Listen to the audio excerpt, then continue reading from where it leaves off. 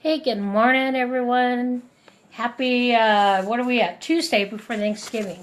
Great to have you out this morning. We're going to talk a little bit about stress and the holidays and some of the things that happen because of the amount of stress. And I believe 100% that a lot of the stress that we do is us putting it on ourselves. So, and yes, again, we're inside. It's probably 30 degrees outside, and I can't feel the fingers, so I'm inside. So hopefully we'll warm up a little out there, and I can move back outside. But I've got a great view out the window, so I'm fine, and it's good. So stress during the holidays, oh my goodness. Have you ever felt that stress, or possibly are you feeling it now? Excuse me. We have a verse here I'm going to give you today, Philippians 4:6-7. Says, "Do not be anxious about anything, but in every situation, by prayer and petition, with thanksgiving, present your request to God.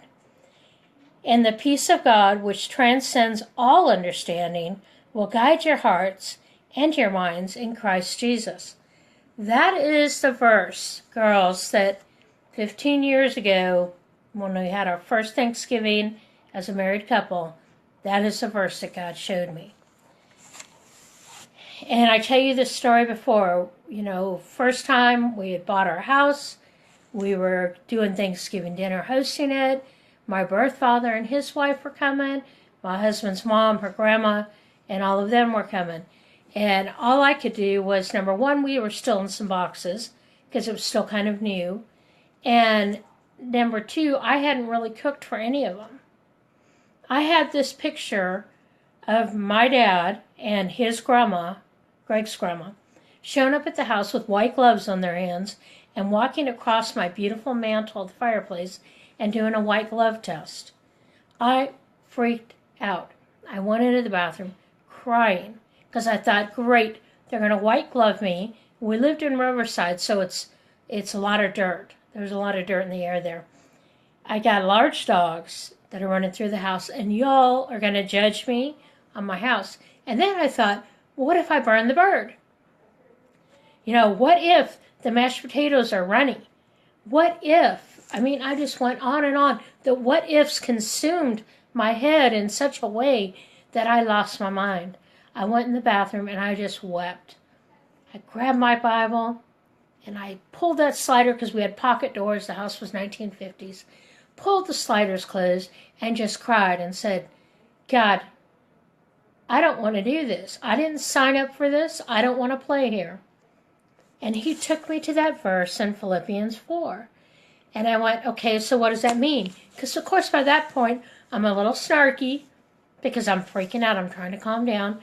My poor husband has no clue what's going on.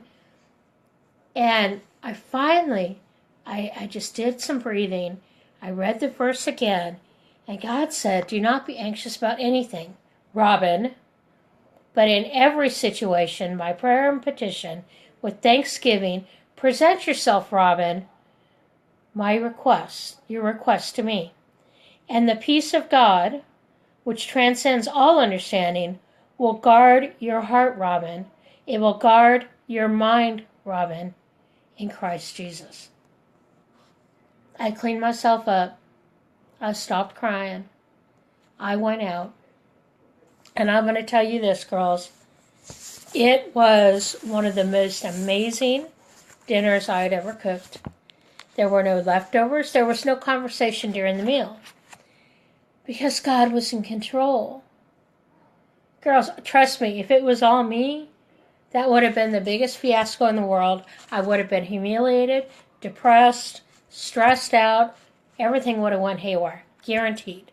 It's like Greg says, Murphy's Law, you invited in, and it just would have been one thing after another. But I know for a fact that out there in the world today and in our lives, girls, stress is a big deal. Stress during the holidays because not only are we playing Superwoman with everything else we do, we're also over here trying to manage the holiday. We've got to cook, we've got to clean, we've got to shop, we've got to entertain. Christmas time, then you got to wrap the gifts. You've got to clean up the mess. The trees dropping leaves. I mean, we could go on and on. There's plenty of crazy if y'all want crazy, right?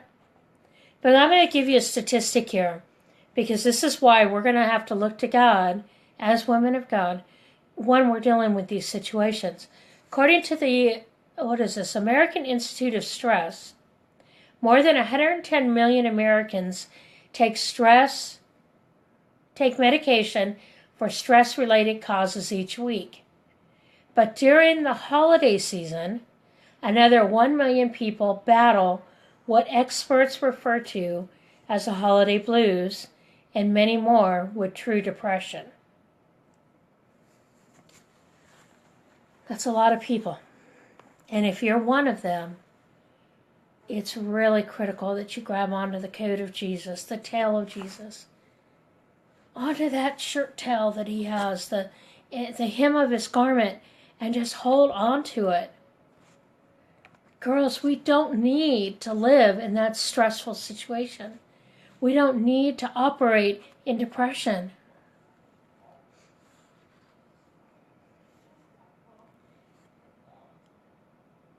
Depression is real. It's a big deal. And I can tell you that because when I went through the double fractures in my back a year and a half ago, I hit those points. Because see, when you can't do what you want to do, or you don't feel like you're succeeding, if you don't feel like you're moving forward, what can happen is depression can set in. It can paralyze you. It will stop you. It will make you sick. But what I know for a fact, in order to deal with that depression, I had to surrender to God. And it was complete surrender. I had to let him in here in the house, in the closets I didn't want him in. I was embarrassed to have him open up a closet door. But I had to be at a point, girls, that I said, it's fair game. All of this. Come on in. Open the doors. What happens a lot of times, and I know I dealt with this, is we try to deal with this on a surface level. We don't want to deal with what is at the core of what's going on. And what happens, and the reason it flares up so much during the holidays for us, is because some of those triggers for us could possibly be family. And once we have that family coming in, and family is part of now the whole equation of the holidays for you, it can cause stress. It can cause depression. However, if we search deep within us and we decide that we don't want to play that game anymore, and we surrender to Christ, he can heal that. He can take that from us. But we have to make that choice to say, I don't want to play this no more. I don't want to live in overwhelm. I don't want to live in stress. I don't want to live depressed. Psalms tells us that David cried out. Good morning, Gloria. That David cried out and said, search me, O God, and clean my heart. And we have to do that, girls. We have to let God search us. We have to let him in and clean us out. Otherwise, this stress and this overwhelm and this panic and the fear and all of these things that we tend to put ourselves through are just going to intensify. We're going to lose control. We're going to spiral out. We're going to hate the holidays. We're going to wish they were over. We're going to get up in the morning and say, aren't we in 2017? I've had enough of this. Instead of dealing with our core issues during the holidays, we want the quickest way out and the easiest way. No confrontation, move through it quickly, put it behind us, pretend it doesn't exist. And that festers in us. Just like our topic earlier in the week was forgiveness. Forgiveness isn't for them, it's for you. And I love a statement I read the other day. It says here, emotional integrity is an essential step to dealing with depression. We must be real before we can be right. Until we are willing to risk being transparent, we can neither understand nor effectively deal with depression or stress during the holidays or any other time of year. Are you willing to be transparent? Are you ready to get real and allow Jesus to come in and take care of you? Girls, you're not doing this alone.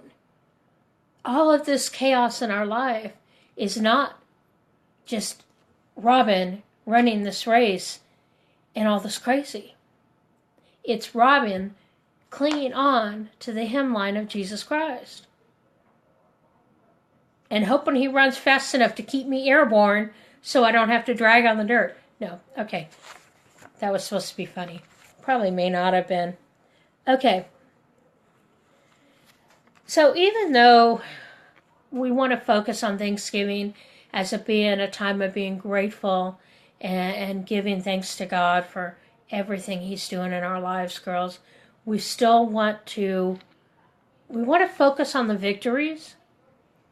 And I think we need to also be focusing on the healing. Because your holidays can be so much less stressful, so much more enjoyable.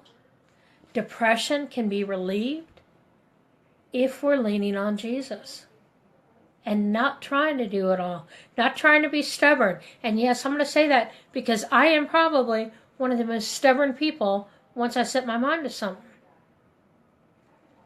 And it's not always the best thing for me.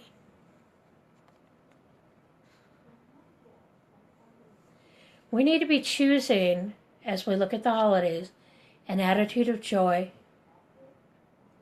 by focusing our minds on the things of heaven, not on earth, and by letting God's peace, by letting God's peace guard our heart. What are you going to choose today, girls? We are 2 days away from Thanksgiving. We are 2 days away from craziness in some houses. Our house is going to be quiet. It's just going to be Greg and I this year. Beautiful. We don't have no stress. Greg and I and the dogs. We're good. Greg's happy. Lots of extra turkey. But there's been times that there have been many people in the house. And there's been times that I may have started to lose my focus on what was happening and how amazing God was to bring so many people together. And in some cases, he'd bring people into the house that maybe I had issues with. Usually it's from hurt. They were mean and hateful, and I had to open my door and break bread with them. That's hard to do. But girls, we can do anything through Jesus Christ who strengthens us. We need to find our peace in him during the holidays. We need to lean on him. And like I said yesterday, we need to go through our priorities and make sure that Jesus is number one. Are you starting your days with Jesus? Oh, girls, during the holidays, that should be a non-negotiable for you. Start it with him.